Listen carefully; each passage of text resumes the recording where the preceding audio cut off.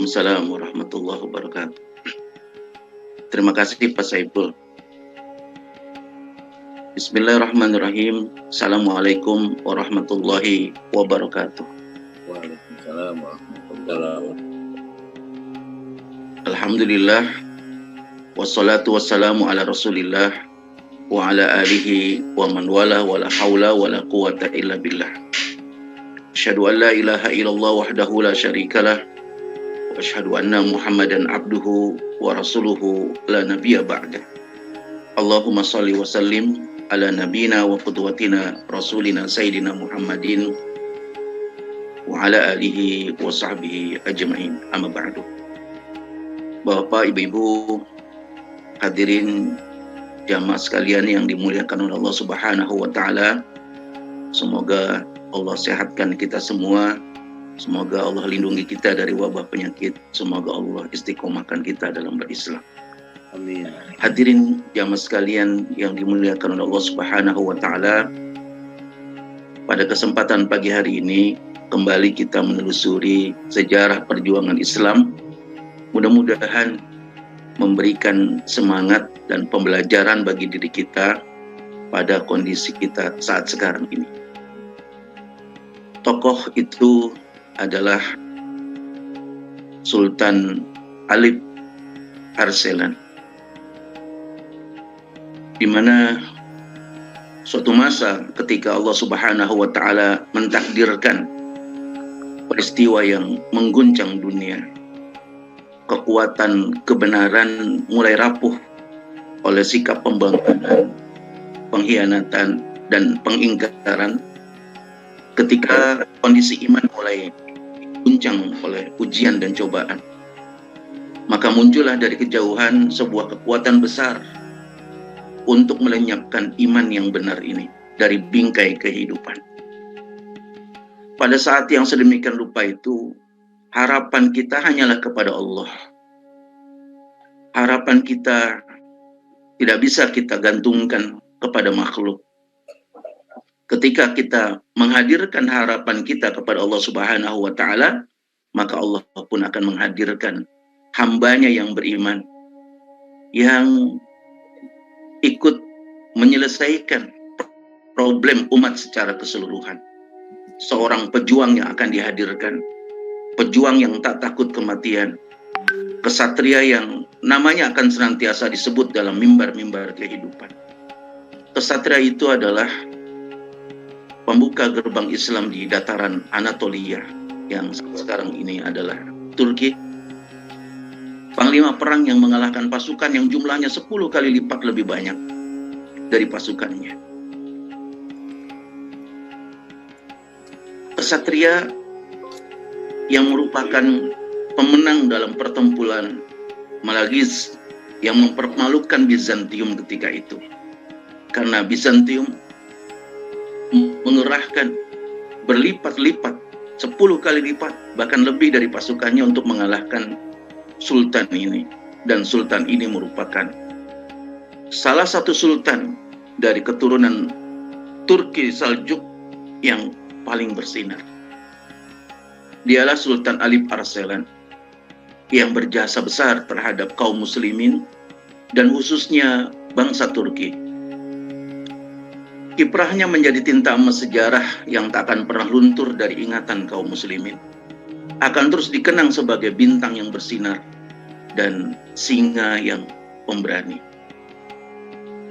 Jamaah sekalian yang dimuliakan oleh Allah Subhanahu wa taala,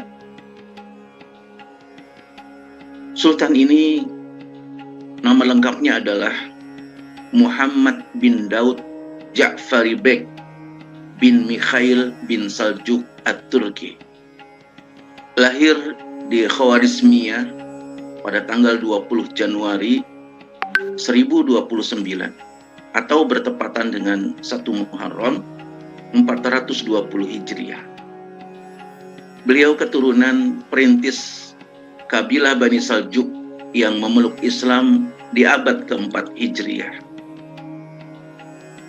Sultan ini dipanggil dengan banyak gelaran. Kadang dipanggil dengan panggilan Abu Syuja, yang artinya sang pemberani. Kadang dipanggil dengan panggilan Diyauddin wad dunya, cahaya agama dan dunia.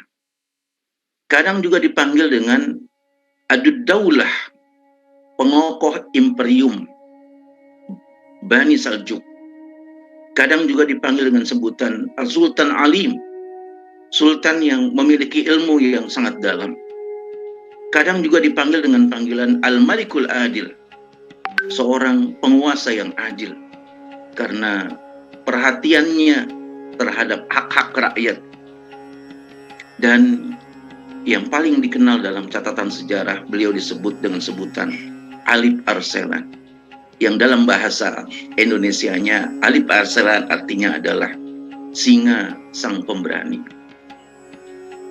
Sultan, Allah Subhanahu wa Ta'ala berikan karunia 7 orang putra dan 2 orang putri, yang nanti kita akan bisa membaca keturunan-keturunan dari sultan ini yang diwariskan sebagai salah satu di antara kepemimpinan di Turki Saljuk adalah Malik Saleh yang pertama, yang merupakan anak dari Sultan Alip Arselan. Hadirin jamaah sekalian yang dimuliakan oleh Allah Subhanahu wa Ta'ala, Sultan berawal dari wilayah kepemimpinan orang tuanya, yaitu Khodri Bek. Khodri Bek ini pemimpin wilayah Khorasan Raya. Sebagaimana kita ketahui, wilayah Khorasan Raya ini wilayah yang berdekatan dengan Asia Tengah. Ada Azerbaijan, ada Turkmenia, ada Tajikistan, yang kita ketahui bahwa wilayah-wilayah itu dahulu dipimpin oleh pemimpin-pemimpin yang adil, pemimpin-pemimpin yang mampu mengelola amanah Allah Subhanahu wa Ta'ala dengan baik, sehingga wilayah yang besar dihimpun menjadi sebuah otoritas kekuasaan yang sangat berpihak kepada rakyat, sehingga disebut dengan sebutan dalam catatan sejarah Khorasan Raya. Hadirin jamaah sekalian yang dimuliakan oleh Allah Subhanahu wa Ta'ala, ketika paman beliau Turgul Bek wafat, Alip Arselan menggantikan pamannya sebagai Sultan Saljuk, dan beliau menyandang gelar Sultan di tahun 1064 Masehi, yang sebelumnya menggantikan ayahnya sebagai gubernur Khorasan Raya. Lalu kegubernuran Khorasan Raya diserahkan kepada saudaranya Sulaiman. Pada saat awal-awal menaiki tahta, Sultan Arselan ini dihadapkan pada situasi internal, sehingga tidaklah mudah menyelesaikan persoalan internal, sebab yang dihadapinya adalah sesama muslim, yang dihadapinya adalah wilayah-wilayah yang dulu dikelola oleh pemerintahan Islam. Maka Sultan mendahulukan penyelesaian problem internal ketimbang harus memperluas wilayah ekspansi eksternalnya ke beberapa wilayah-wilayah saat itu. Karena itu, menyelesaikan problem internal yang dihadapi oleh kaum muslimin diselesaikan satu-satu. Adanya pemberontakan, dan itu terjadi 7 tahun lamanya ketika mengelola wilayah Bani Saljuk. Jamaah sekalian yang dimuliakan oleh Allah Subhanahu wa Ta'ala, sementara kita mengetahui pada situasi di tahun 1060-an Masehi ini, kaum muslimin dihadapkan pada persoalan situasi politik yang juga berawal dari pemahaman mereka terhadap persoalan pokok agama. Ada pandangan-pandangan tentang Ahlus Sunnah wal Jamaah, ada pandangan-pandangan tentang Syiah, dan problem-problem fitnah internal ini juga terkait dengan pemahaman masalah pokok, masalah akidah. Sehingga akhirnya kaum muslimin dihadapkan pada situasi fitnah satu sama lain. Maka Sultan Alip Arsalan ini mulai mengatur strategi untuk bisa menyelesaikan persoalan-persoalan yang dihadapi oleh kaum muslimin pada sisi masalah pokok. Maka negeri-negeri yang dipandang sebagai penganut faham Syiah mulai diselesaikan oleh Alip Arsalan. Dilakukan invasi, dilakukan penaklukan wilayah-wilayah yang memiliki faham Syiah ini. Sehingga kalau kita membaca sejarah Alip Arsalan dengan kacamata orang-orang Syiah, pasti cara pandang mereka menilai dan memandang Alip Arsalan ini dengan pandangan yang negatif. Karena dinasti-dinasti besar Syiah selesai diinvasi oleh Alip Arsalan. Ada dinasti Buwaihi di Persia, ada dinasti Madarisi di Syam, ada dinasti Fatimiyah di Mesir, yang kesemuanya beraliran Syiah itu diselesaikan oleh Alip Arsalan. Jamaah sekalian yang dimuliakan oleh Allah Subhanahu wa taala.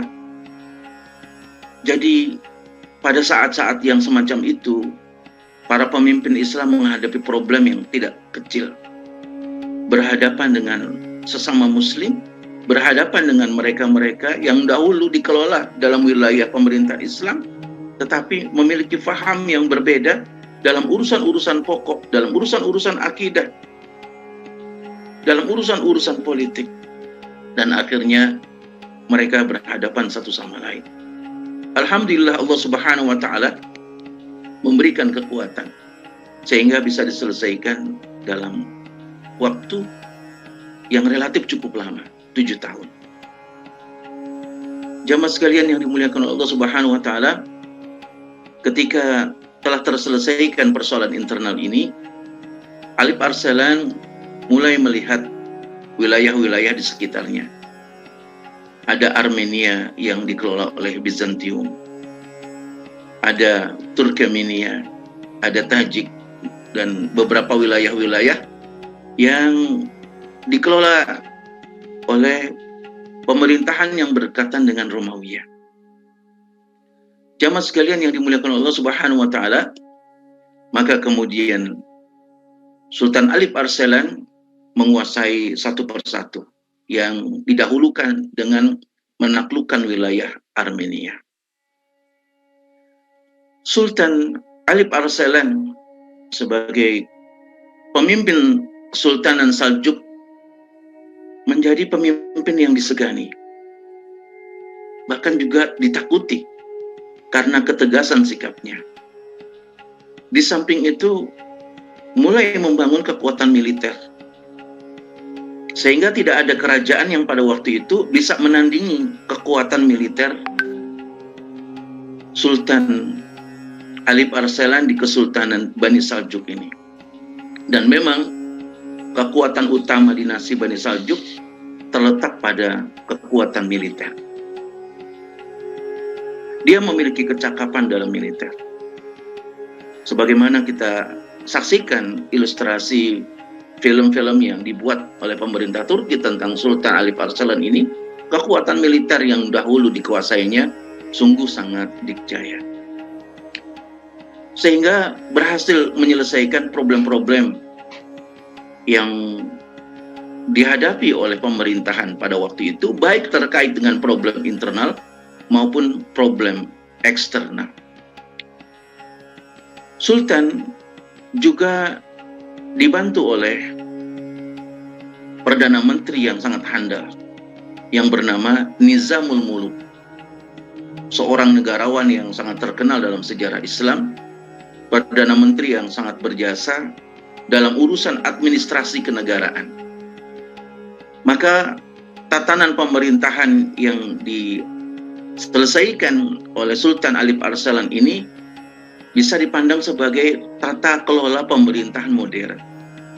Karena kecakapan administrasinya, kecakapan interaksi berbagai macam stakeholder, para pengusaha, pedagang, ulama, dan beberapa wilayah-wilayah yang melakukan koneksitas dengan Bani Saljuk. Hadirin jamaah sekalian yang dimuliakan oleh Allah Subhanahu wa taala. Oleh karena itu, sultan ini sultan yang sangat dicintai oleh rakyatnya. Subhanallah. Kalau saja kita menyaksikan bagaimana kecintaan rakyat kepada Sultan Alip Arsalan ini menjadi cita-cita, menjadi harapan, menjadi keinginan kita agar hal-hal yang semacam itu terwujud kembali. Seorang pemimpin yang memiliki perhatian besar terhadap amanah yang Allah berikan dalam memberikan kenyamanan, keamanan, perlindungan, dan kesejahteraan untuk rakyatnya. Sehingga rasa kedermawanan, rasa belas kasihan, rasa pengayoman kepada rakyatnya sangat luar biasa. Hadirin jamaah sekalian yang dimuliakan oleh Allah Subhanahu wa taala, dalam urusan kedermawanan, Sultan Alip Arsalan ini begitu peduli, selalu mensedekahkan harta yang dia miliki, apalagi Ramadan. Dalam catatan sejarah, belasan ribu dinar koin emas yang beliau berikan pada setiap Ramadan untuk fakir miskin. Beliau sedekahkan kebutuhan-kebutuhan pokok untuk fakir miskin menghadapi Ramadan. Beliau alirkan dana-dana pemerintahan pada saat Ramadan untuk memberikan kesejahteraan pada rakyatnya. Sehingga beliau dikenal sebagai pemimpin yang pro rakyat. Karena itu, banyak hasil-hasil yang didapat oleh pemerintahannya, semuanya berpihak kepada rakyat. Memberikan kesejahteraan, perlindungan, pengayoman, dan kenyamanan bagi rakyat. Maka rakyat pun sangat mencintai sang pemimpinnya. Hadirin jamaah sekalian yang dimuliakan oleh Allah Subhanahu wa taala, adapun kemampuan dan kecakapannya dalam militer lebih ditegaskan kepada sikapnya terhadap siapapun yang tidak memberikan kebaikan dan kemaslahatan. Ini pernah dicatatkan dalam sejarah. Suatu ketika Sultan Alip Arsalan menerima beberapa pegawainya yang mengadukan kesalahan yang telah dilakukan oleh seorang menterinya. Sang Sultan kemudian menindaklanjuti laporan itu dengan tabayun kepada sang menteri. Dia panggil menterinya yang telah melakukan pelanggaran dan kesalahan sebagaimana laporan rakyatnya. Apa yang disampaikan Sultan kepada sang menteri ini? Dia katakan, perhatikan baik-baik. Kalau sampai berita ini, berita yang benar tentang dirimu, maka perbaikilah akhlak dan tingkah lakumu. Tapi kalau sebaliknya, berita ini tidak benar yang disampaikan rakyat, maafkanlah mereka. Mereka orang-orang yang lemah. Sikap yang tegas dan bijak ini membuat para bawahannya, para menterinya, para pembantu-pembantunya tidak akan berani berbuat zalim karena berhadapan dengan sang sultan yang tegas dan bijak. Jamaah sekalian yang dimuliakan oleh Allah Subhanahu wa taala, sehingga rakyat mendapatkan perlindungan dari sang sultan. Ini yang membuat rakyat begitu mencintai Sultan Alip Arsalan. Subhanallah. Allah Subhanahu wa taala memberikan kekuatan kepada mereka, para pemimpin-pemimpin yang berpihak kepada rakyat, Sebagaimana Rasulullah SAW pun memberikan jaminan pemimpin yang sedemikian itu mendapatkan naungan, di mana tidak ada naungan kecuali naungan Allah Subhanahu wa taala. Sab'atun yudhilluhumullah yauma la dhilla illa dhilluh. Ada 7 golongan yang mendapatkan naungan Allah di hari yang tidak ada naungan kecuali naungan Allah Subhanahu wa taala. Salah satu di antaranya disebutkan oleh Rasulullah SAW, Al-Imamul Adil, pemimpin yang adil. Subhanallah. Mereka sang pemimpin yang adil. Mereka sang pemimpin yang berpihak kepada rakyat. Mereka sang pemimpin yang memperhatikan kepentingan rakyat. Allah berikan naungan fid dunya wal akhirah, di hari yang tidak ada naungan. Sebaliknya, pemimpin yang jair, pemimpin yang curang, pemimpin yang zalim berhadapan langsung dengan Allah Subhanahu wa taala fid dunya wal akhirah juga. Maka ketika kita membaca bagaimana Sultan Alip Arselan yang memberikan perlindungan, pengayoman, kesejahteraan kepada rakyat, kita amat sangat berharap semua pemimpin-pemimpin Islam bisa mencontoh apa yang dilakukan oleh Sultan Alip Arselan. Hadirin jamaah sekalian yang dimuliakan oleh Allah Subhanahu wa taala, di antara juga penyebar luasan wilayah pengaruh Bani Turki Saljuk ini juga melakukan perluasan ke wilayah Georgia. Dan akhirnya ini yang dikenal dengan sebutan pertempuran Malaskirs. Pertempuran yang melegenda di kalangan Romawi, yang akhirnya menjadi catatan sejarah sangat besar baik bagi Romawi maupun kaum muslimin, karena dua pihak mengabadikan dengan cara pandang mereka masing-masing. Hadirin jamaah sekalian yang dimuliakan oleh Allah Subhanahu wa taala, pertempuran Malaskir atau Manzikert, sekarang ini disebut dengan nama itu, merupakan peperangan yang sangat besar. Dia berada di wilayah Eropa Timur sebagai pembuka jalan yang nantinya dilakukan oleh penerusnya, termasuk Muhammad Al-Fatih. Yang menjadi penyebab pertempuran ini, pertempuran Malaskir atau Manzikert yang saat sekarang ini dinamakan itu, dikarenakan Kaisar Romawi Romanus keempat tidak menyukai perkembangan Islam yang sangat pesat. Apalagi perkembangan Islam yang sangat pesat itu berada berdekatan dengan kekuasaan yang dia pimpin.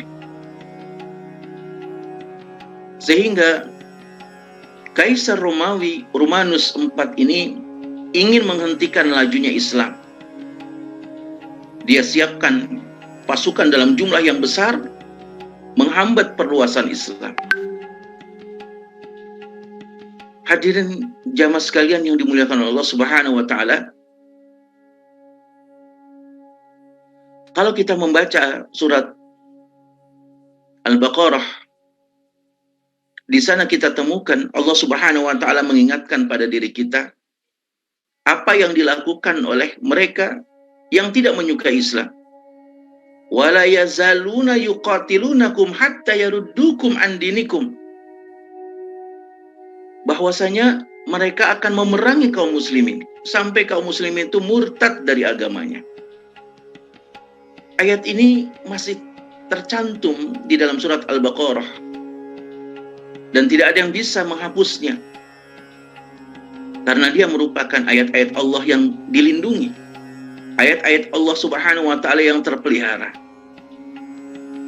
maka kita pun mendapatkan informasi, wala yazaluna yuqatilunakum hatta yaruddukum min ba'di imanikum, bahwasanya mereka akan senantiasa memerangi kamu, kaum muslimin, sampai kaum muslimin itu murtad dari agamanya, murtad dari keimanannya. Ada yang memang murtad secara nyata, betul-betul mengganti agamanya, tidak lagi menjadi muslim. Ada yang memang dia muslim tetapi memusuhi agamanya. Dia seorang yang mengaku dirinya beragama Islam, bernabikan Muhammad, tetapi hatinya membenci Islam, hatinya mengkhianati Rasulullah, hatinya tidak menyukai Rasulullah SAW. Ini juga bagian dari jenis kemurtadan. Atau dia tidak lagi mengenal agamanya. Hadirin jamaah sekalian yang dimuliakan oleh Allah Subhanahu wa taala, langkah-langkah upaya yang sedemikian rupa ini sudah juga diinformasikan oleh Allah Subhanahu wa taala bahwa mereka melakukan hal yang semacam pada kaum muslimin. Jangan pernah lupakan, Allah mengingatkan pada diri kita, walan tardu ankal yahudu walan nasara hatta tattabi'a millatahum. Tidak akan pernah rela, tidak akan pernah ridho orang-orang Yahudi maupun orang-orang Nasrani kepada kamu kaum muslimin, kecuali kamu mengikuti milah mereka. Allah Subhanahu wa taala menyebutnya milah mereka, hatta tattabi'u millatahum, mengikuti milah mereka, bukan mengikuti agama mereka. Jadi tidak perlu orang murtad itu mengikuti agama mereka. Cukup mengikuti tradisi mereka, perilaku mereka, gaya mereka. Itulah yang dilakukan al-Yahud wan Nasara, sebagaimana yang dikatakan di dalam surat Al-Baqarah ayat 120. Hadirin jamaah sekalian yang dimuliakan Allah Subhanahu wa taala, jangan sampai kita lupa ayat-ayat informasi tentang hal yang semacam itu dari Al-Qur'an yang kita baca. Bahwa sayangnya Allah Subhanahu wa taala sudah mengingatkan kita tentang hal yang semacam ini 15 abad yang silam.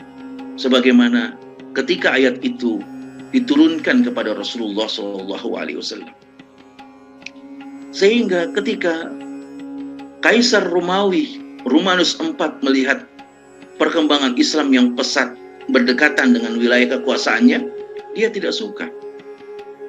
Dia tidak rela, dia tidak ridha.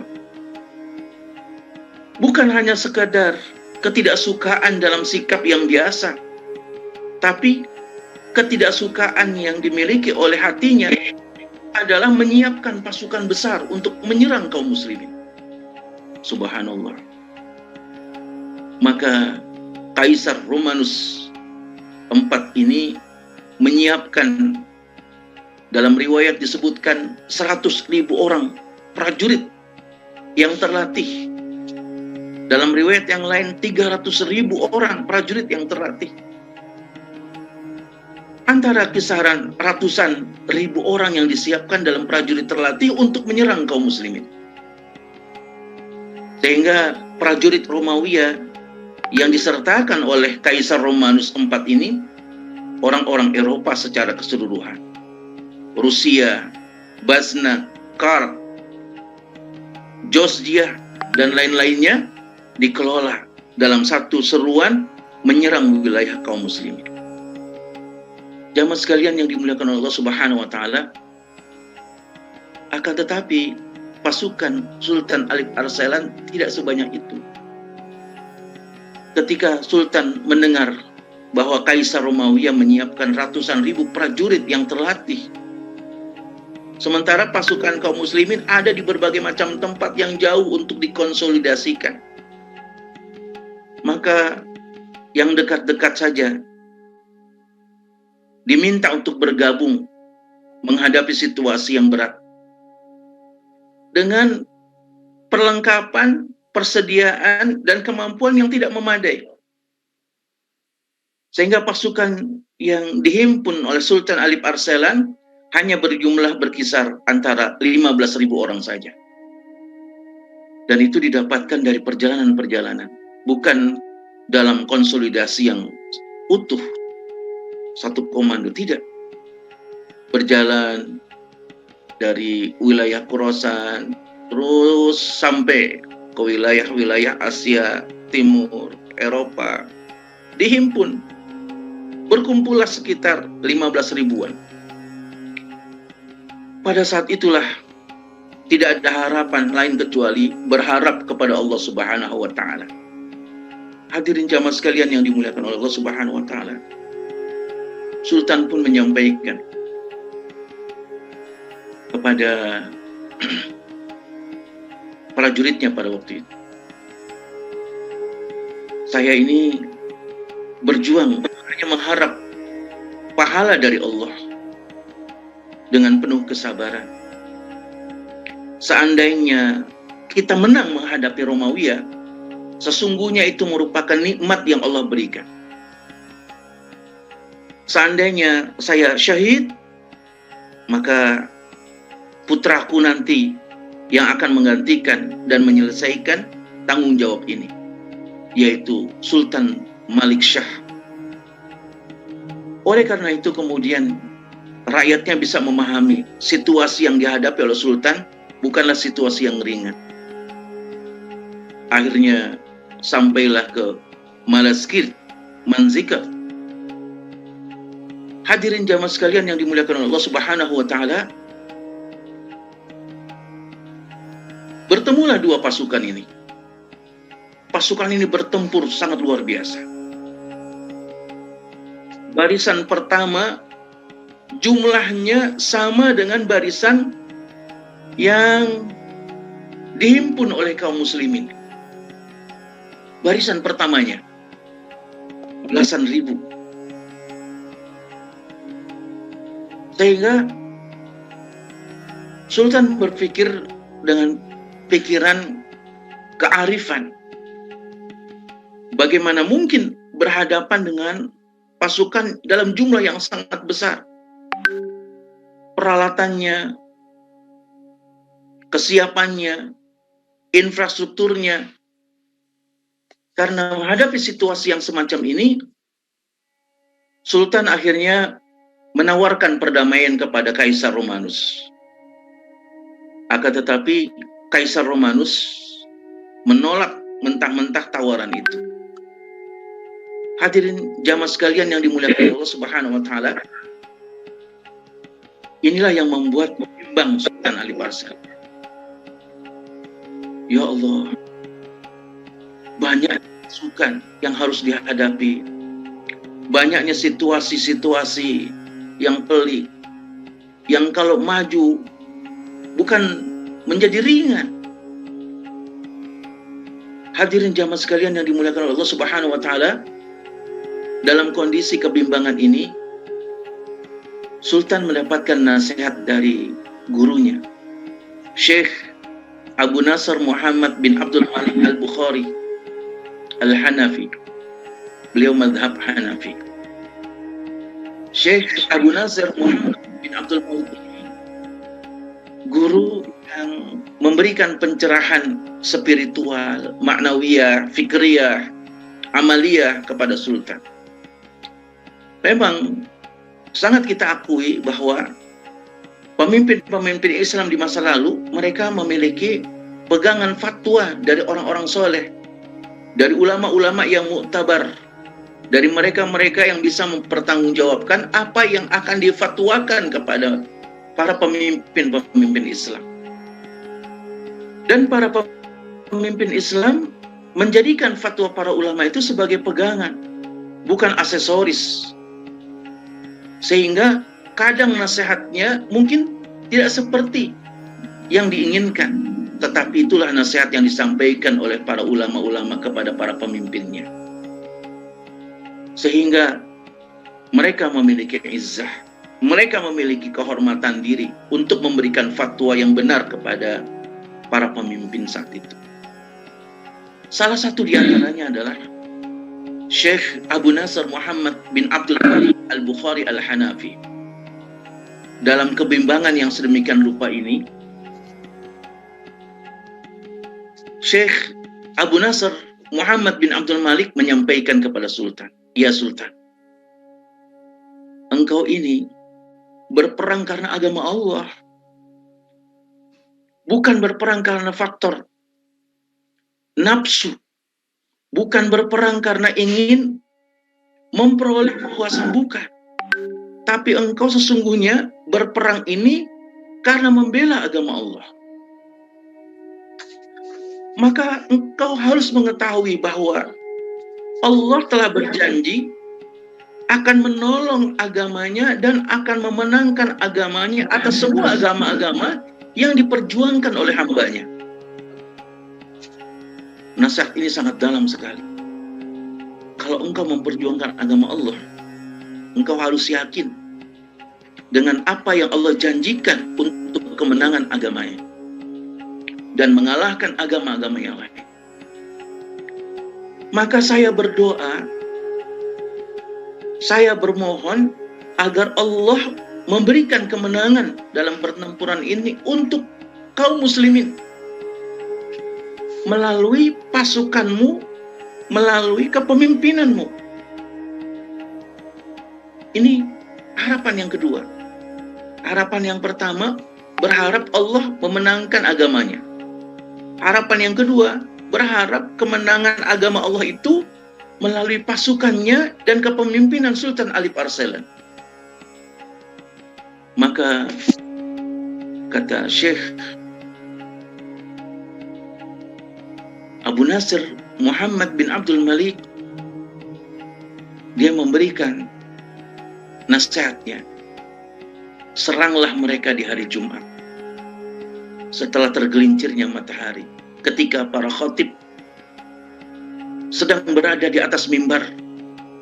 Pada saat itu semua khatib sedang berdoa agar orang-orang yang sedang berjihad di jalan Allah mendapatkan kemenangan. Pasti di antara mereka ada yang doanya dikabulkan oleh Allah Subhanahu wa taala.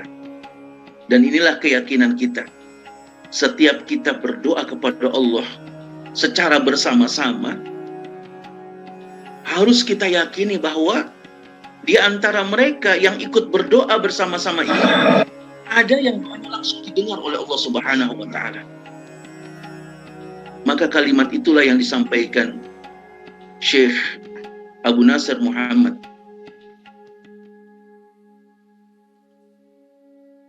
bin Abdul Malik Al-Bukhari Al-Hanafi.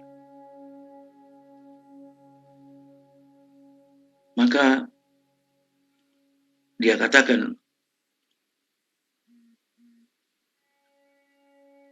kalau kita berdoa dengan keyakinan ada di antara kita yang doanya dikabulkan oleh Allah Subhanahu wa taala, tenanglah. Hadirkan sakinah, ketenangan di dalam hati kita.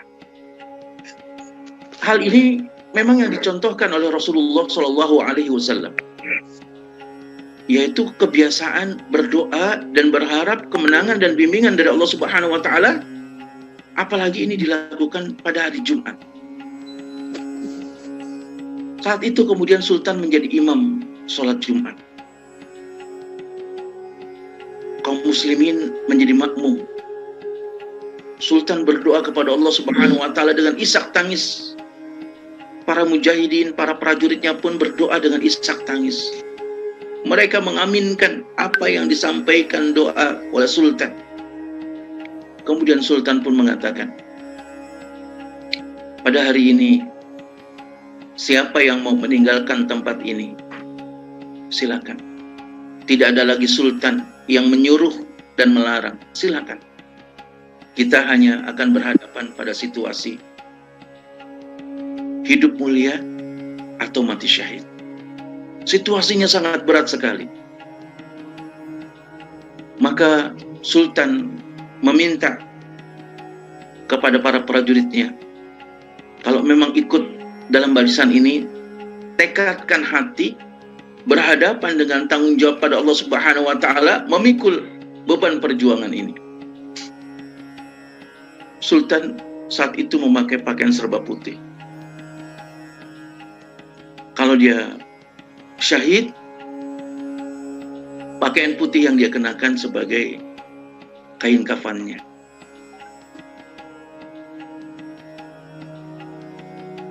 Pada saat berhadapan melihat langsung musuh yang sangat banyak ini, Sultan pun bersujud, memohon pada Allah Subhanahu wa Ta'ala. Dia lekatkan wajahnya ke tanah, dia berdoa kepada Allah Subhanahu wa Ta'ala agar mampu berhadapan dengan kondisi yang berat ini. Pasukan yang berlipat-lipat kali jumlahnya, pasukan yang terlatih, beda dengan yang beliau bawa dalam jumlah yang sangat terbatas. Subhanallah, Allah Subhanahu wa Ta'ala memberikan karunia yang sangat besar. Allah berikan kemenangan kepada Sultan. Allah Subhanahu wa Ta'ala melemahkan pasukan Romawi, dan akhirnya pasukan Romawi, pasukan Bizantium, pasukan Kaisar Romanus IV ini berakhir dengan kekalahan. Pertempuran yang sengit itu memberikan kemenangan kepada kaum muslimin, dan akhirnya menjadi catatan sejarah dari kedua belah pihak. Sejarah yang dituliskan oleh para sejarawan muslim dapat kita baca bahwa pertempuran inilah yang menjadi pertempuran pertama kali dalam sejarah Kaisar Romawi tertahan oleh kaum muslimin. Tapi kemudian kaum muslimin melepaskannya kembali. Subhanallah. Tidak seperti yang terjadi pada masa-masa sebelumnya. Tidak ada kaisar yang tertahan. Dan bagaimana perlakuan muslim kepada mereka. Tetapi pada saat itu Sultan Alip Arselan mampu menawan Kaisar Romanus IV dan dilepaskan kembali. Ini yang menjadi kekalahan telak Bizantium. Mental Konstantinopel cukup hancur, melemahkan pengaruh Romawi di Asia, sehingga wilayah-wilayah strategis akhirnya berpikir ulang untuk memberikan kekuasaannya kepada Romawi, menghancurkan tata nilai yang selama ini telah dibangun oleh Romawi, dan akhirnya wilayah-wilayah tersebut menjadi wilayah kekuasaan Islam dari Bani Turki Saljuk, dan akhirnya diteruskan oleh keturunan mereka, Turki Utsmani. Hadirin jamaah sekalian yang dimuliakan oleh Allah Subhanahu wa Ta'ala, sehingga wilayah kekuasaan Bani Saljuk setelah itu terbentang sampai ke wilayah-wilayah yang dahulu belum terjamah oleh pemerintahan Islam, sampai ke daerah Tigris, Persia, Oran, kemudian di Eropa Timur saat sekarang ini. Dan akhirnya pemerintahan ini mampu menyelesaikan tata kelola amanah karunia dari Allah Subhanahu wa Ta'ala dengan pengelolaan yang baik. Salah satu di antaranya adalah membuka Anatolia. Jamaah sekalian yang dimuliakan oleh Allah Subhanahu wa Ta'ala, Anatolia saat sekarang ini wilayah Turki, baik yang berada di Eropa maupun berada di Asia. Dahulu kaum muslimin belum pernah mengelola wilayah tersebut, sehingga wilayah ini menjadi wilayah tanah air baru bagi bangsa Turki. Sebab dari dahulu wilayah ini sangat terkenal dengan keyakinan mayoritas agama Nasrani, di mana mereka memiliki fanatisme kenasranian mereka, dan itu juga dalam catatan para ulama tafsir bahwasanya Anatolia salah satu yang disebutkan di dalam Al-Quran ketika ada peristiwa para rasul, para pembawa risalah dibunuh oleh umatnya, sehingga kemudian wilayah ini disebutkan dengan Aqsal Madinah, wilayah yang sangat jauh. Hadirin jamaah sekalian yang dimuliakan oleh Allah Subhanahu wa taala, tetapi setelah peristiwa Malazgirt atau Manzikert ini, kemenangan ini menjadi pembuka Anatolia bagi migrasi kaum muslimin. Seakan-akan sama dengan peristiwa Yarmouk berhadapan dengan Romawi, atau seakan-akan dengan peristiwa Qadisiyah. Bahkan salah seorang penulis Muslim, Yenens, para penulis sejarah-sejarah ini menyampaikan bahwa pertempuran Malazgirt atau Manzikert ini merupakan pertemuan perpaduan sejarah Islam ketika mereka menaklukkan Yarmouk dan Qadisiyah. Karena dua kekuasaan itu tertaklukkan sekaligus oleh Alip Sultan Arselan. Sebagaimana kita ketahui, Yarmouk dan Qadisiyah terjadi pada masa pemerintahan Khulafaur Rasyidin. Dan itu tidak dikuasai secara berbarengan. Berbeda dengan penaklukan Anatolia ini. Jamaah sekalian yang dimuliakan oleh Allah Subhanahu wa taala, akhirnya kita bisa saksikan bagaimana Anatolia dalam situasi saat sekarang ini menjadi harapan, menjadi kebanggaan, menjadi kebahagiaan yang muncul sebagai negara Turki modern saat sekarang ini. Hadirin jamaah sekalian yang dimuliakan oleh Allah Subhanahu wa taala, ada hal yang menarik dalam peristiwa pembebasan Kaisar Romanus IV oleh Sultan Alip Arselan ini, yang dicatatkan kepada diri kita untuk mengingatkan agar jangan sampai seorang muslim ini alergi pada simbol-simbol Islam. Apa yang dimaksudkan alergi dengan simbol-simbol Islam dewasa ini? Kalau ada orang yang bawa bendera yang tertuliskan dalam benderanya La ilaha illallah Muhammadar Rasulullah, seakan-akan bendera itu sesuatu yang harus dihancurkan, tidak disukai, alergi betul dengan simbol yang semacam ini. Nauzubillah min dzalik. Subhanallah. Itu yang kita saksikan. Padahal ada peristiwa yang dicatatkan oleh sejarah dalam peristiwa ini. Ketika Kaisar Romanus ditangkap, Sultan Alip Arselan menyampaikan kepada Kaisar, "Ya Kaisar, kalau saja yang tertangkap itu adalah aku di tanganmu, dan saat sekarang ini aku menjadi tawananmu, apa yang akan kamu lakukan?" Kata Kaisar Romanus IV, "Aku akan membunuhmu, menyeretmu di jalan kota-kota Konstantinopel. Dan aku akan memperlihatkan kepada banyak orang, inilah Sultan kaum muslimin yang tidak berdaya." Hadirin jamaah sekalian yang dimuliakan oleh Allah Subhanahu wa taala, Kaisar itu menyampaikan kalimat itu lepas biasa saja, tanpa ada rasa ketakutan.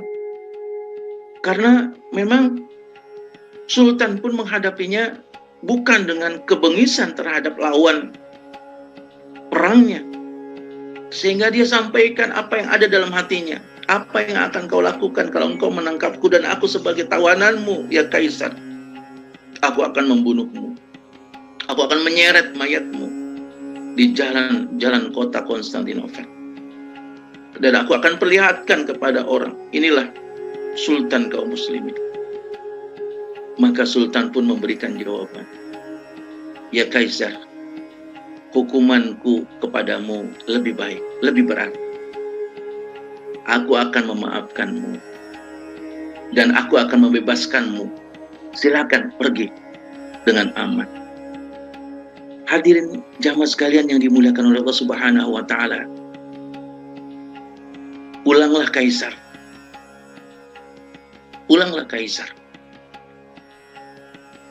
Ketika Kaisar pulang ke wilayahnya, ke Bizantium, ternyata sedang ada kudeta.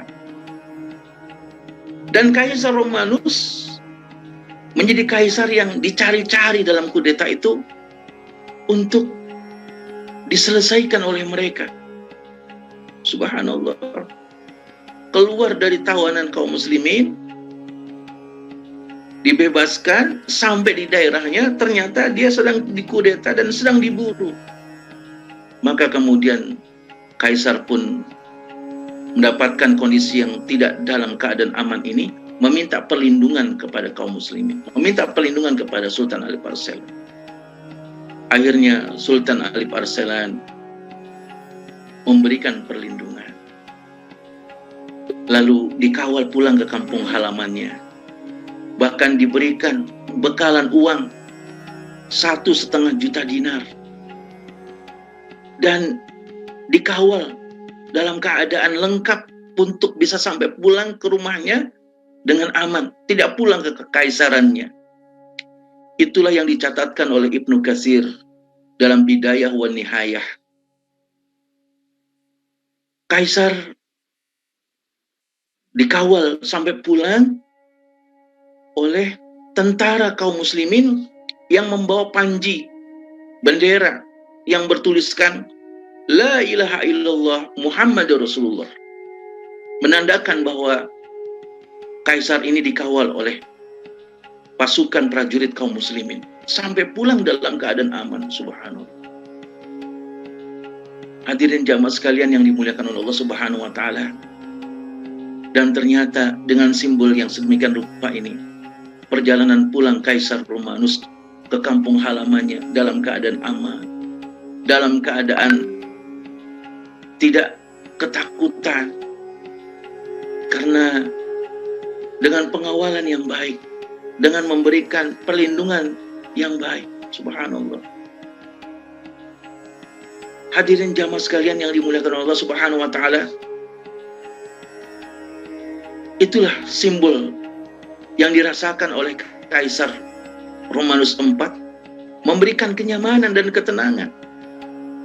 Maka tidaklah pantas bagi seorang muslim alergi dalam urusan-urusan simbol keislaman. Ini yang dikatakan oleh Hamka, hilang ghirah Islam, hilang rasa kepeduliannya terhadap Islam. Ghirah menurut Hamka adalah peduli terhadap agamanya karena Allah Subhanahu wa taala. Tidak rela agamanya dihina, tidak rela agamanya dilecehkan, tidak suka saudaranya kaum muslimin dibuli dan dizalimi. Itulah ghirah. Kalau seorang muslim kehilangan ghirah, maka seorang muslim itu tidak lagi punya perhatian dalam urusan beragama. Hamka pun mengatakan, kalau ghirah sudah tidak ada, ucapkan takbir 4 kali. Katakan kepadanya, ganti pakaianmu dengan kain kafan. Auzubillah min dzalik. Hadirin jamaah sekalian yang dimuliakan Allah Subhanahu wa taala. Namun dalam catatan sejarah yang menyedihkan pada diri kita adalah wafatnya Sultan Alip Arslan. Ketika Sultan akan memperluas wilayahnya sampai ke Asia Barat dan menaklukkan wilayah-wilayah yang besar, termasuk Turkistan, ternyata di dalam perjalanannya menghadapi pengkhianatan. Inilah yang menyedihkan kita ketika kita membaca sejarah-sejarah emas Islam. Para pemimpin ini ternyata menghadapi kondisi internal dari para pengkhianat tersebut. Dan akan banyak cerita-cerita pengkhianatan para pemimpin-pemimpin kepada kaisar mereka, kepada sultan mereka, kepada pemimpin mereka.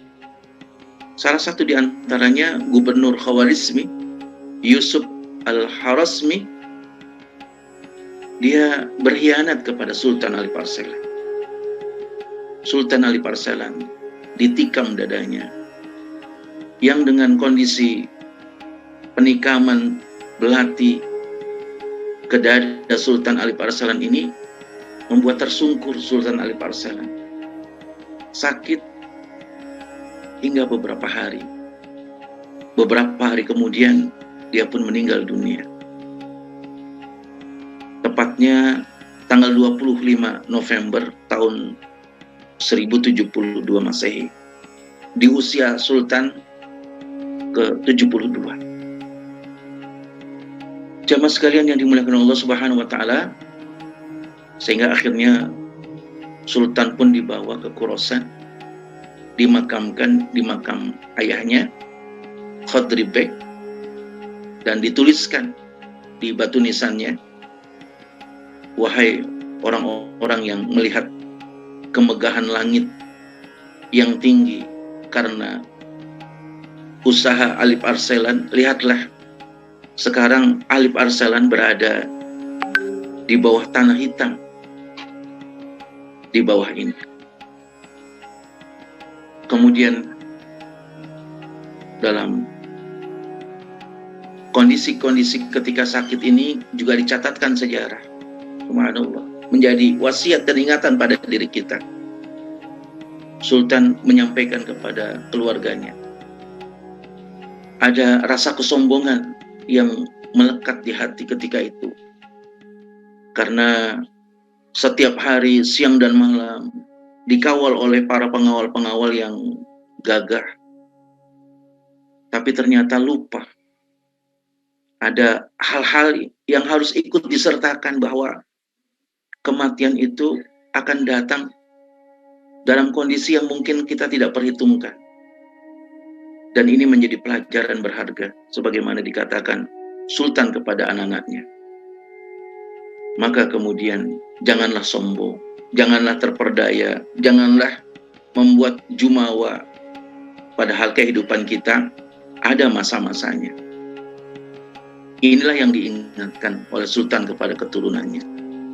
Subhanallah, dengan peninggalan yang sangat luar biasa ini, sehingga pemerintahan Turki mengabadikan Sultan sebagai nama bulan dalam penanggalan Turki pada periode 2002 sampai 2008 dahulu. Hadirin jamaah sekalian yang dimuliakan Allah Subhanahu wa taala, saya ingin mengutip surat Ali Imran ayat 140. Di sana dikatakan, A'udzubillahi minasyaitonirrajim. Ayyamsaskum qarhun faqad masal qauma qarhum mithluh wa tilkal ayyamu nudawiluha bainan nas wa liya'lamallahu alladhina amanu wa yattakhidha minkum syuhada wallahu la yuhibbudz zalimin. Jika kamu mendapatkan luka, maka sesungguhnya kaum kafir itu pun mendapatkan luka yang sama. Dan masa kejayaan, masa kehancuran kami akan pergilirkan kepada mereka, supaya Allah membedakan orang-orang yang beriman dengan orang-orang yang kafir, dan supaya sebagian kamu dijadikan gugur sebagai syuhada, dan Allah tidak menyukai orang-orang yang zalim. Ada 5 catatan mufassirin tentang ayat ini.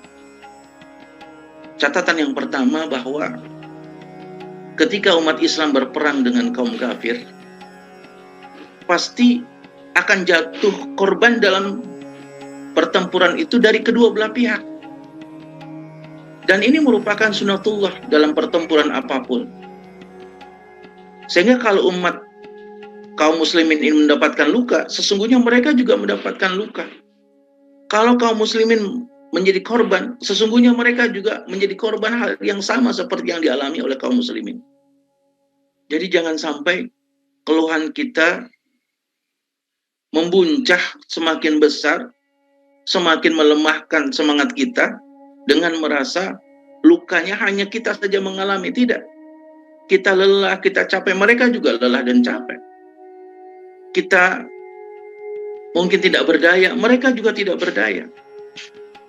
Jadi korban dari kedua belah pihak itu sesuatu yang niscaya, sebagaimana Allah Subhanahu wa Ta'ala ingatkan pada diri kita. Namun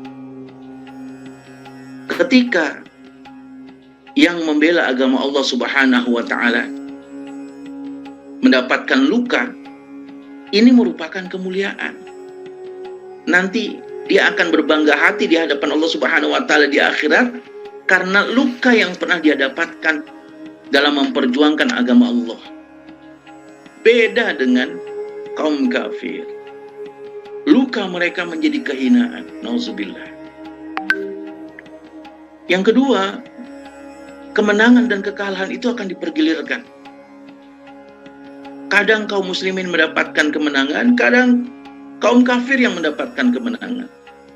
Tidak melulu kaum muslimin yang menang, tidak juga melulu kaum kafir yang kalah.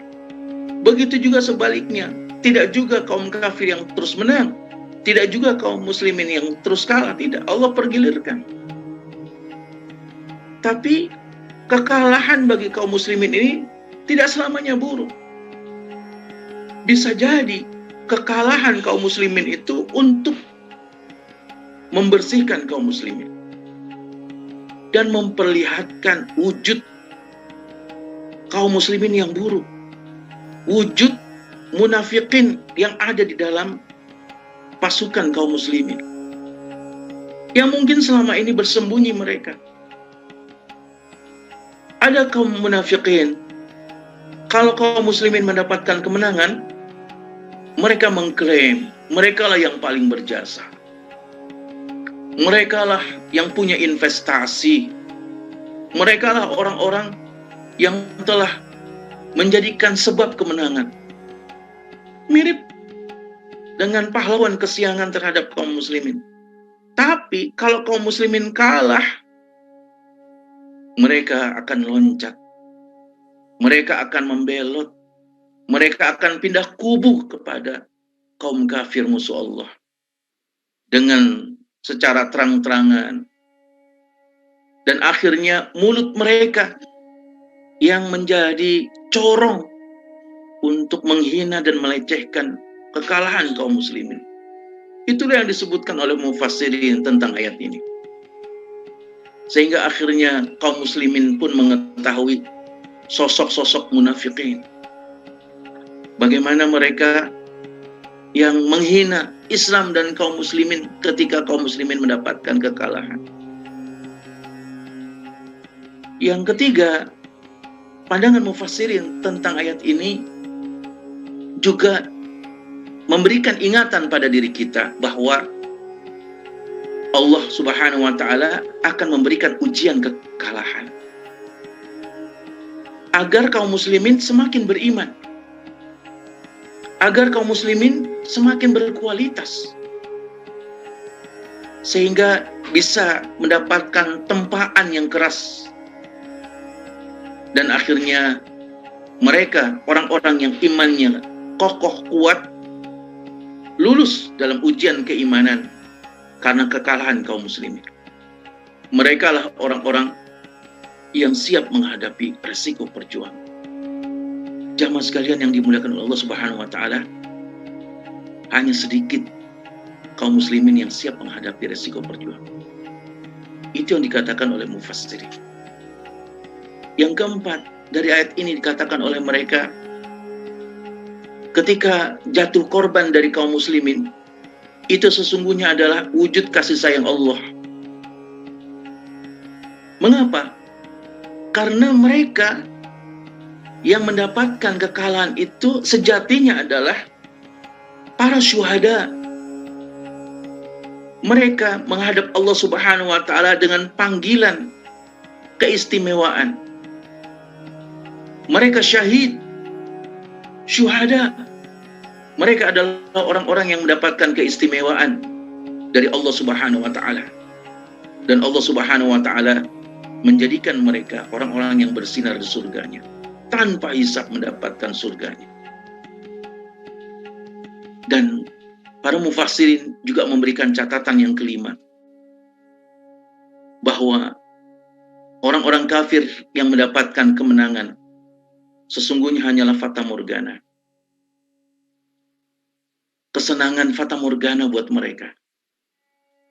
Karena kemenangan yang dialami oleh orang kafir sesungguhnya ada keuntungan bagi orang-orang yang beriman. Orang yang beriman semakin teruji. Orang-orang yang beriman semakin besar pahalanya. Orang-orang yang beriman semakin kokoh kualitas imannya. Dan itulah yang ditegaskan oleh Allah Subhanahu wa taala di akhir ayat itu. Allah tidak menyukai orang-orang yang zalim. Jamaah sekalian yang dimuliakan oleh Allah Subhanahu wa taala, maka ketika kita membaca ayat ini, kita bisa merenungi kembali bagaimana situasi kondisi yang dihadapi oleh kaum muslimin saat sekarang ini, dan akhirnya kita membaca sejarah yang pernah mengharumkan nama Islam dan kaum muslimin, termasuk tokoh pada pagi hari ini yang kita baca, yaitu Sultan Alip Arsalan rahimahullahu ta'ala. Semoga Allah memberikan semangat kebaikan pada diri kita, mengukir kembali apa yang pernah dialami dalam tinta emas sejarah Islam, dan akhirnya menjadi catatan yang membahagiakan kita, harapan kita, yang kita berupaya untuk merealisasikannya dalam situasi yang kita hadapi saat sekarang ini. Aqulu qouli hadza fastaghfirullah wa lakum. Lebih kurangnya saya mohon maaf. Aqulu qouli hadza, billahi taufiq wal hidayah. Wassalamualaikum warahmatullahi wabarakatuh. Waalaikumsalam. Jazakallah khair Ustaz wa barakallahu fikum. Ustaz, ada beberapa pertanyaan yang muncul. Apakah Ustaz masih ada waktu, Ustaz? Silakan. Nah, kita coba mulai dari pertanyaan. Pertanyaan pertama, Ustaz, dari Bapak Sugeng, bagaimana jalur persaudaraan dengan Muhammad Al-Fatih dan beberapa tahun jarak kesultanannya, Ustaz? Kalau kita membaca catatan sejarah antara Sultan Alip Arsalan dengan Muhammad Al-Fatih ini, jaraknya jauh, 400-an tahun. Sultan Alip Arsalan tahun 1043 Masehi. Sultan Muhammad Al-Fatih itu tahun 1453. Jadi jaraknya sangat jauh. Sehingga kalau kita mengulang catatan sejarah ini, bahwa Sultan Alip Arsalan, Kesultanan Turki Bani Saljuk ini sebagai pembuka jalan bagi kegemilangan Islam di masa-masa sesudahnya.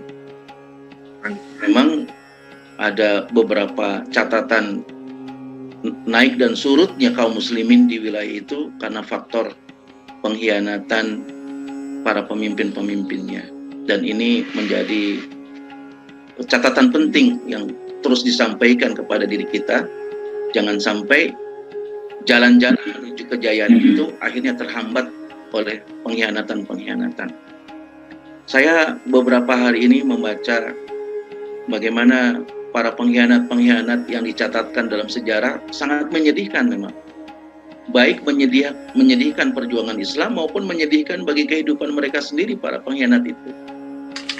Nah, jadi dalam kondisi seperti yang ditanyakan, bagaimana hubungannya, persaudaraannya atau jalurnya antara Alip Arsalan dengan Muhammad Al-Fatih, ini berabad-abad jenjang jaraknya. Antara 1042 Masehi dengan 1453 Masehi. Itu yang saya tahu.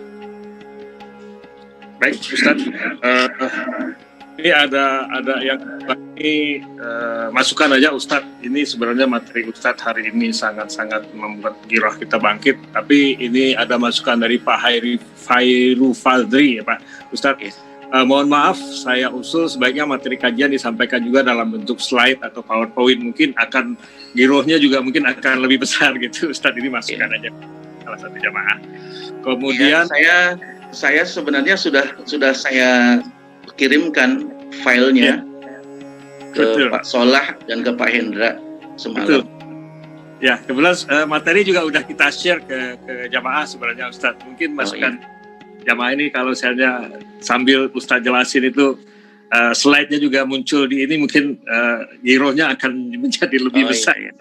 Masukkan aja Ustadz. Kemudian berikutnya lagi dari Pak Fahmi Sarif, Pak Ustadz. Strategi apa yang digunakan Sultan Alip Arsalan untuk memenangkan pertempuran dengan Romawi? Ya, jazakumullah sanal jazak. Sultan Alip Arsalan ketika menghadapi Romawi ini, yang paling besar dilakukan adalah menstabilkan psikologis, menguatkan maknawiyah dan spiritual. Itu yang pertama. Karena itu juga yang didapatkan dari gurunya. Jadi kalau situasi yang sedemikian rupa itu mampu distabilkan, maknawiyahnya tidak takut, tidak gentar menghadapi banyaknya pasukan musuh yang terlatih dengan infrastruktur yang hebat. Hatinya tidak kacau, tenang, nyaman. Ini merupakan taktik strategi yang tak pernah bisa dikalahkan oleh siapapun. Hal itu sudah diungkapkan oleh Khalid ibn Walid. Ketika Khalid ibn Walid ditanya kenapa engkau pasukannya tidak pernah kalah, jawaban Khalid ibn Walid adalah jitu bi unasin yuhibbunal maut kama tuhibbunal hayat. Kami datang bersama orang-orang yang datang ke tempat ini inginnya mati, sementara kalian datang ke tempat ini inginnya hidup. Siapa yang berani menghadapi orang yang ke situ pengennya mati? Sehingga kaum muslimin ketika berhadapan dengan situasi yang berat diingatkan oleh para pemimpinnya, kita ini membela agama Allah. Kalau membela agama Allah, Allah akan janji memberikan kemenangan. Kemenangan itu berupa kemenangan untuk kaum muslimin atau kemenangan bagi para prajuritnya. Dan kemenangan yang paling indah bagi para prajurit adalah mati syahid di jalan Allah. Allah muliakan mereka para syuhada. Dan Allah subhanahu wa ta'ala masukkan surga tanpa hisab sedikit pun. Ketika hati dalam kondisi yang stabil, maka tidak ada jalan lain kecuali hati itu tenang menghadapi situasi yang berat. Ini satu. Yang kedua adalah para pemimpin-pemimpin Islam ketika menghadapi situasi yang berat dengan jumlah pasukan yang berbeda, strategi mereka adalah mengacau perhatian musuh. Caranya apa? Pasukan yang ada di depan ini menyerang secara membabi buta. Sampai kemudian mereka pasukan yang terdepan itu terpojok, merasa terpojok, seperti terkalahkan. Yang akhirnya kemudian pasukan musuh itu mengejar mereka habis-habisan. Pada saat yang sedemikian rupa itulah pasukan kaum muslimin yang ada yang tersisa menyerang mereka dari belakang. Dan ini yang digunakan oleh Khalid ibn Walid ketika juga memerangi Islam dan kaum muslimin pada perang Uhud. Dan itu dilakukan juga dalam setiap peperangan-peperangan. Jadi taktik strategi yang sedemikian rupa ini sangat ampuh sekali. Dan akhirnya kaum muslimin mendapatkan kemenangan yang sangat luar biasa. Mereka kacau karena mereka tidak siap menghadapi kematian. Mereka siapnya adalah mendapatkan kemenangan dan kehidupan. Dan akhirnya kaum muslimin mendapatkan perolehan kemenangan yang sangat luar biasa. Taktik yang ketiga adalah menjadikan pasukan yang berada di belakang ini merendahkan dan melemahkan mental spiritual pasukan musuh. Caranya bagaimana? Pertama, memukul-mukulkan debu. Sehingga seakan-akan pasukan kaum muslimin datang berbondong-bondong, terus-menerus. Karena debu-debu berterbangan yang mereka identifikasikan sebagai kedatangan pasukan berkuda. Dan pasukan berkuda pada waktu itu pasukan yang sangat handal. Sehingga ketika debu-debu itu tidak berhenti-berhenti, mereka mengira pasukan itu datang terus-menerus dari Asia sampai ke Eropa. Subhanallah. Itu yang membuat mereka gentar, karena mereka hitungannya adalah material. Kemudian sebagian kaum muslimin mengumandangkan takbir. Jadi takbir tidak berhenti-berhenti. Jamaah sekalian yang dimuliakan Allah Subhanahu wa taala, ini juga yang digunakan oleh Rasulullah dalam perang Ahzab.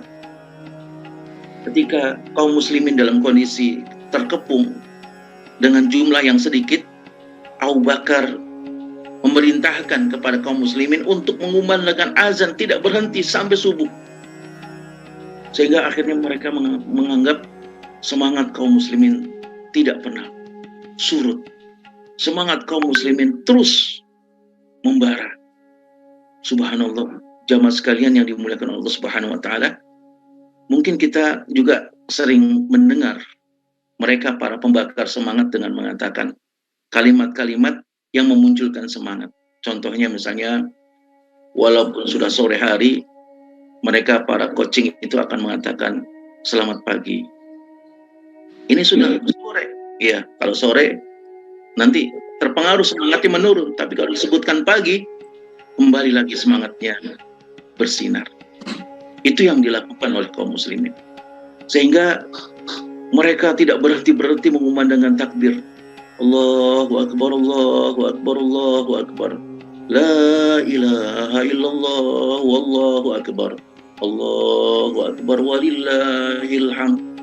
Hadirin, kita saja kaum muslimin mendengar kalimat itu terus-menerus berkumandang tidak berhenti sampai subuh, ada perasaan yang sangat luar biasa mengharu-biru hati kita, apalagi di hati orang-orang kafir. Itulah yang dilakukan oleh Sultan Alif Arselan, menstabilkan ma'nawiyah para prajuritnya yang membuat gentar musuh-musuh Allah Subhanahu wa taala, sehingga akhirnya mampu menahan Kaisar Romanus IV dalam tawanannya. Itu yang saya baca. Baik, jazakallah khair Ustaz. Ini pertanyaan cukup banyak nih Ustaz. Dan bagi Bapak Ibu, sekedar pemberitahuan, kayaknya ini kita juga kapasitas Zoom kita tidak muat ya. Hanya kapasitas cuma sampai 100. Pesertanya menembus angka 100. Jadi Bapak Ibu yang tidak bisa join di Zoom, bisa join di YouTube ya. Kemudian ada pertanyaan lagi Pak Ustadz nih, dari Bapak Muhammad Rois nih. Assalamualaikum, Afwan Ustadz. Sejarah pasti berulang, betul nggak Ustadz? Afwan nanya lagi Ustadz, ada buku yang sudah diterjemahkankah ke dalam bahasa Indonesia? Kalau belum, ada kitab Arabnya, judulnya apa Ustadz? Syukron, jazakallah. Monggo Ustadz. Jazakumullah sanal jaza. Terima kasih. Kalau mengutip dari surat Ali Imran ayat 140 tadi, saya sangat meyakini sejarah akan terus berulang. Dan ternyata sejarah berulang itu dalam setiap dekade. Seperti kalimat ayat watilkal ayyamu nudawiluha bainan nas. Kami pergilirkan menang dan kalah itu di kalangan manusia. Bukan hanya di kalangan kaum muslimin, tapi bainan nas, di kalangan umat manusia. Ini artinya bahwa kondisi-kondisi yang pernah ada dalam catatan sejarah akan terus berulang. Tinggal siapa yang akan dipergilirkan oleh Allah Subhanahu wa taala? Apakah yang dipergilirkan itu adalah orang-orang yang beriman ataukah orang-orang kafir? Tapi apapun situasi dan kondisinya, sebagaimana yang dikatakan tadi, bahwa kondisi apapun bagi orang-orang yang beriman tetap baik. Kalah pun iman akan semakin kuat dan bisa mengetahui siapa di antara mereka yang munafikin. Dalam kondisi kalah pun mereka senantiasa memuji Allah, memuja Allah, beribadah kepada Allah sambil mengatakan ya Allah, ya Allah. Jadi tetap baik dalam kondisi apapun. Dan inilah yang kita yakini, biyadikal khair, di tangan Allah lah selalu ada kebaikan. Jadi saya sangat berkeyakinan bahwa sejarah itu akan terus berulang untuk kaum muslim. Yang kedua, tentang rujukan. Rujukan itu dalam kitab Al-Bidayah wa Nihayah yang ditulis oleh Imam Ibnu Katsir, dan sekarang sudah ada terjemahannya. Jadi tinggal kita baca dari rujukan para sejarawan, yang memang para sejarawan itu kemudian mereka menggali dari catatan-catatan sejarah yang lain. Saya sangat tertarik tulisan Profesor Dr. Muhammad Shalabi, sejarawan Muslim, dan itu yang saya pergunakan sebagai rujukan. Jadi kalau mau membeli referensi rujukan, saya sangat recommended, menyarankan bacalah kitab Al-Bidayah wan Nihayah karya Imam Ibnu Katsir, dan juga sejarah-sejarah Islam yang ditulis oleh Profesor Dr. Muhammad Shalabi. Insyaallah 2 kitab itu sudah diterjemahkan dan bisa menjadi referensi, insyaallah. Baik. Demikian yang bisa saya jawab. Buat Bapak yang bertanya mungkin bisa tahu ya. Pak Ustadz, ini masih banyak pertanyaan nih Pak Ustadz, kita terusin Pak Ustadz. Atau Pak Ustadz ada ini waktu untuk ini ada kegiatan lain setelah ini Pak Ustadz? Ada sesungguhnya. Ada ya. Kita batasi sampai jam berapa Pak Ustadz? Sampai jam berapa silakan? Sampai jam 7 ya Pak Ustadz ya. Silakan. Baik, pertanyaan berikutnya dari Bapak Muhammad Haris ya. Assalamualaikum. Saat ini karya-karya atau histori-histori monumental apa yang masih tersisa di Anatolia, Ustaz? Sepertinya nih Pak Muhammad Haris ini kalau mau ke Turki nih pengen ngelihat ini hasil apa monumen-monumennya, Ustaz. Silakan Ustaz. Ya. Jazakumullah senang jazak. Saya di file yang saya kirimkan itu ada beberapa gambar, beberapa foto tentang peninggalan-peninggalan yang bisa kita lihat di Turki, di Anatolia, tentang sejarawan dan sejarah-sejarah yang pernah ada. Memang Eropa secara keseluruhan mengabadikan sejarah mereka dengan membuatkan patung. Jadi kalau kita melihat di daerah-daerah wilayah Eropa, kita akan temukan patung-patung yang mereka buat. Dan dari patung-patung itu kita bisa tanya para sejarawan mereka, siapa ini, siapa ini. Pasti kemudian kita akan menemukan literatur yang menjelaskan ini sultan ini sultan ini yang dulu pernah berada di wilayah ini. Karena wajah mereka beda dengan wajah patung-patung yang lain. Termasuk juga para ulama-ulama Islam yang berada di berbagai macam belahan dunia, mereka abadikan dalam bentuk patung. Itu arsitektur yang dikembangkan oleh Romawiya di Eropa yang kita temukan peninggalannya saat sekarang ini.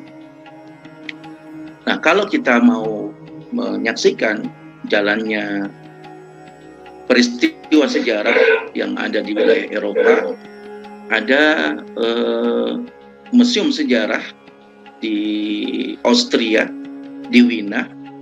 Kita bisa telusuri, walaupun cara pandangnya jelas berbeda, karena mereka menemukan sejarah itu untuk kejayaan bangsa Eropa, dan mereka punya catatan besar terhadap kaum muslimin yang pernah menundukkan dan menaklukkan wilayah Eropa, dan mereka tidak mengakui itu. Jadi dari mana kita bisa menelusurinya? Telusurilah dari museum yang sangat besar, Museum Sentrum yang ada di Austria, di Eropa. Nanti akan bisa ditelusuri tempat-tempat di mana dahulu Islam dan kaum muslimin pernah berjaya di wilayah Eropa. Maka kalau tadi ditanyakan apa bekas-bekas peninggalannya, mereka menghapus jejak Islam, namun mereka mengabadikannya dalam bentuk patung-patung. Karena dulu tempat itu pernah ada sejarah Islam, mereka abadikan dengan tugu-tugu dan patung-patung itu. Yang kedua, kalau mau menelusuri sejarah Islam, maka kita bisa mengunjungi Museum Sentrum, museum pusat di Austria Wina, tentu dengan cara pandang yang berbeda, karena mereka melihat sebagai peradaban Eropa, bukan sebagai peradaban Islam. Dan yang ketiga, sudah barang tentu kita berdoa mudah-mudahan museum besar di Turki bisa kembali menghadirkan catatan-catatan sejarah yang belum termuatkan di sana. Jadi silakan yang bisa berkunjung ke Turki akan mendapatkan banyak pencerahan tentang sejarah Islam yang dicatatkan. Mohon maaf, itu yang saya ketahui. Baik, jazakallah. Demikian Pak Muhammad Haris jawaban dari Pak Ustadz. Jadi kalau ke Turki lagi nanti terus ke Austria ya Ustadz ya. Iya. Yes. Sepertinya ada 2 pertanyaan lagi nih Ustadz. Yang pertanyaan pertama ini dari Bapak Faisal Khalis ya. Assalamualaikum warahmatullahi wabarakatuh. Banyak hikmah perjuangan pahlawan Islam terdahulu, namun sesuai hadis Nabi, kita kehilangan izah diantaranya karena iman seperti buih di lautan. Tiada persatuan, dicabutnya rasa takut musuh, dan penyakit wan. Bagaimana solusi menurut Ustadz? Silakan Ustadz. Jazakumullah sanal jaza. Saya hari-hari ini tertarik membaca tulisan Buya Hamka yang berjudul Ghirah, kecemburuan beragama menurut Allah. Jadi Hamka mengingatkan kepada diri kita bahwa mentalitas kaum muslimin yang diliputi wahan, cinta dunia dan takut mati itu karena ghirah telah hilang. Padahal Allah Subhanahu wa taala menanamkan ghirah kepada diri kita, karena ghirah itu merupakan khazanah bagi kehidupan. Ghirah, rasa kecemburuan beragama ini bentuk rasa kepedulian. Sehingga kepedulian yang ada di dalam hati setiap muslim menjadikan mereka tergerak. Gak rela kalau melihat saudaranya dizolimi. Tidak rela melihat simbol-simbol Islam dilecehkan. Tidak suka kalimat-kalimat yang merendahkan Islam dan kaum muslimin. Itulah ghirah. Ketika ghirah ini sudah tidak lagi tertanam, menyedihkan sekali. Jadi kondisi situasi yang sedemikian rupa ini menjadi evaluasi buat diri kita. Di tahun 2020 kemarin kita melakukan sensus nasional. Dari data sensus tersebut dapat kita temukan bahwa kaum muslimin populasinya berdasarkan KTP kisarannya 70 sampai 80%. 70-80% berdasarkan KTP. Dari pengakuan mereka berdasarkan KTP itu 70-80% kisarannya yang benar-benar melaksanakan agama dan ingin mendapatkan pencerahan beragama kisarannya sekitar 40%. Dari mana indikasinya? Indikasinya adalah seberapa banyak kaum muslimin yang mengikuti kajian-kajian keislaman. Jadi kalau kita melihat kajian-kajian keislaman, itulah sesungguhnya potret kaum muslimin yang ingin mendapatkan pencerahan dalam beragama. Kisarannya sekitar 40%. Dari 40% tersebut, 7%-nya terzolimi. Dan mereka yang terzolimi itu bukan secara tiba-tiba terzolimi. Ada grand design yang membuat mereka terzolimi secara tersistemik, terstruktur. Sehingga akhirnya tidak mendapatkan ruang buat mereka. Bahkan kepedulian, pembelaan, perlindungan terhadap saudaranya dari yang lain saja tidak ada. Banyak kaum muslimin yang diam, banyak kaum muslimin yang bungkam ketika menyaksikan 7% saudaranya terzolimi.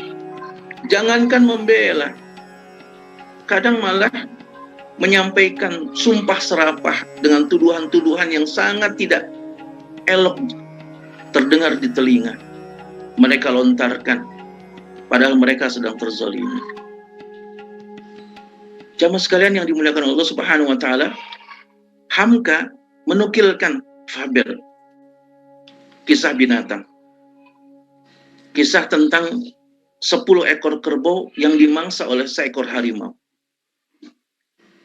Sejatinya seekor harimau itu tidak bisa memangsa kerbau karena kerbau jumlahnya lebih banyak. Dia bisa berhadapan dengan seekor harimau. Tapi harimau akhirnya punya cara bagaimana memangsa 10 ekor kerbau itu semuanya. Caranya adalah menyampaikan narasi-narasi keburukan tentang seekor kerbau di hadapan 9 kerbau. Sehingga 9 kerbau itu mendengar bahwa seekor kerbau ini buruk, membahayakan, harus dijauhi. Maka ketika 9 ekor kerbau itu menjauhi seekor kerbau yang difitnah oleh harimau ini memangsa seekor kerbau itu. Kata para hikayat, pembuat fabel ini mengatakan, ketika seekor kerbau itu dimangsa, sesungguhnya 9 ekor kerbau yang lainnya sudah dimangsa. Dan itulah yang kemudian diperlakukan. Tinggal 9. Disampaikan kepada yang 8, seekor kerbau ini berbahaya. Akhirnya 8 kerbau itu menjauhi, dimangsa lagi tanpa pembelaan. Tinggal 8, seterusnya begitu. Dia sampaikan kepada 7 ekor kerbau, seekor kerbau ini membahayakan. 7 ekor kerbau kemudian mengasingi, tidak ditemani, dimangsalah, tidak ada pembelaan. Seperti itulah yang terjadi kaum muslimin sampai 10 ekor kerbau itu dimangsa oleh harimau ini. Jadi jamaah sekalian yang dimuliakan Allah Subhanahu wa taala, maka dalam kondisi yang semacam itu terjadi di antara kita kaum muslimin. Apa yang harus kita lakukan? Hamka mengingatkan pada diri kita. Pertama adalah memunculkan kembali semangat giroh beragama. Munculkan dalam diri kita semangat giroh beragama. Kita dapatkan dari para orang-orang soleh. Kalau kita berteman dengan orang-orang soleh, paling tidak kita tercipratkan kesolehannya untuk hati kita. Karenanya berteman dengan orang soleh, berkumpul bersama orang-orang yang baik, itu kewajiban harian buat diri kita sesungguhnya. Ini satu. Yang kedua, kita berupaya memandang bahwa semua muslim itu punya potensi kebaikan. Maka kita hendaknya melihat potensi kebaikan-kebaikannya. Jangan melihat keburukan-keburukannya, siapapun mereka. Kalau kita melihat keburukannya, itu yang membuat rentang jarak antara kita dengan mereka. Maka kita perlu mencari kebaikan-kebaikan apa yang bisa dia berikan kemanfaatan untuk Islam dan kaum muslimin. Jamaah sekalian yang dimuliakan Allah Subhanahu wa taala, kalau kita melihat pada sisi kebaikan, insya Allah Allah Subhanahu wa taala menjauhkan diri kita dari kekisruhan antar sesama muslim. Karena kita melihat kebutuhan kita atas keberadaan saudara kita yang lain karena kemanfaatan yang mereka lakukan. Yang ketiga, berupaya untuk melengkapi apa yang tidak kita miliki pasti dimiliki oleh yang lain. Apa yang tidak ada pada yang lain pasti ada pada diri kita. Maka berupayalah untuk saling melengkapi sesama kaum muslimin. Yang kelima, senantiasa berdoa pada Allah supaya Allah senantiasa meneguhkan hati dan mengistiqomahkan kita dalam kebaikan. Hadirin jamaah sekalian yang dimuliakan Allah Subhanahu wa taala, kalau Nabi mengingatkan qul amantu billah tsumastaqim, itu tentu nasihat yang sangat berharga pada diri kita. Menguatkan iman kita sampai pada tingkat apa yang Allah berikan pada diri kita pasti baik. Dan yang kedua, istiqomah dalam kebaikan, apapun resiko yang bakal kita dapatkan. Jadi kalau ditanya apa yang harus kita lakukan dalam kondisi ketika kaum muslimin saat sekarang ini wahan, terombang-ambing, dihadapkan pada situasi yang berat, saya sangat sepakat dan sangat setuju apa yang dinasihatkan Hamka pada diri kita. Pertama, bangkitkan kembali giroh, rasa kepedulian beragama, dengan cara menyampaikan bahwa Allah Subhanahu wa taala memuliakan kita dengan menganugerahkan Islam pada diri kita. Inilah kenikmatan yang sangat luar biasa. Yang kedua, bagaimana menghadirkan kebaikan-kebaikan bersama orang-orang yang baik agar tertransfer kebaikan itu. Yang kemudian kita akhirnya menghidupkan kembali hati kita yang rapuh, hati kita yang mungkin perlu mendapatkan bimbingan arahan dan lain sebagainya, teringatkan lagi betapa luar biasanya kehadiran orang-orang soleh itu dalam kehidupan kita. Yang ketiga, tentunya kita memandang mereka orang beriman pasti punya potensi yang bermanfaat. Maka hadirkan pikiran kita melihat mereka sebagai potensi yang baik. Lalu kita saling melengkapi dan kita berdoa semoga Allah istiqomahkan kita dalam kebaikan. Dan ini salah satu di antara cara yang kita lakukan untuk mengembalikan semangat keislaman kita, insya Allah. Demikian. Baik, jazakallah Ustaz. Ini pertanyaan terakhir dari Pak Sigit. Kelihatannya sih saya yakin semua jamaah kuliah subuh pagi ini sangat tertarik dengan materinya Pak Ustadz. Sehingga Pak Sigit sampai bertanya nih, apakah materi perjuangan Islam ini sudah ada dalam kurikulum di pendidikan pesantren kita Ustadz? Supaya giroh ini berlanjut pada generasi-generasi berikutnya. Demikian Ustadz. Saya sih sangat berharap penulisan sejarah Islam dalam kurikulum kita itu tidak lagi memaparkan tentang waktu terjadinya sejarah, tetapi lebih kepada ruh sejarahnya. Dan ini yang kurang untuk kita dapatkan dan kita ajarkan kepada para pesantren kita, para siswa-siswa kita. Saya sangat menyayangkan kalau paparan sejarah lebih kepada waktu terjadinya peristiwa sejarah. Karena pemaparan tentang waktu sejarah itu, kita hanya akan menghafal kapan terjadinya peristiwa-peristiwa besar. Ketika itu tidak dibarengi dengan ruh sejarah yang terjadi pada situasi itu, akhirnya kita kehilangan obor untuk menguatkan semangat keislaman kita. Maka saya sangat menyarankan pendidikan kita, pesantren-pesantren kita untuk menghidupkan sejarah. Hadirin jamaah sekalian yang dimuliakan oleh Allah Subhanahu wa taala, saya pernah diingatkan oleh guru saya, mengingat sejarah itu supaya hidup adalah dengan menyamakan tensi dan menyamakan aliran gelombang. Kalau kita menyaksikan tayangan televisi, tayangan radio, gelombangnya sama dengan gelombang yang kita miliki alatnya, maka kita menyaksikannya dengan tayangan yang sangat enak, sangat indah. Gambarnya, suaranya, karena gelombangnya sama. Tapi gelombangnya berbeda, tampilan gambarnya tidak enak kita lihat, suaranya juga tidak enak kita dengar, karena gelombangnya berbeda. Maka hadirkanlah sejarah itu dengan gelombang yang sama, dengan tensi yang sama, sehingga akhirnya seakan-akan kita berada dalam sejarah itu. Atau sejarah itu bisa menjadi pencerah kehidupan kita di hari ini, sehingga tidak ada jarak rentang dan waktu. Itulah yang diingatkan guru saya, sehingga ingatan itu juga mengingatkan kepada diri saya agar kita bisa menikmati sejarah, hadirkan gelombang yang sama dengan gelombang sejarah yang kita baca.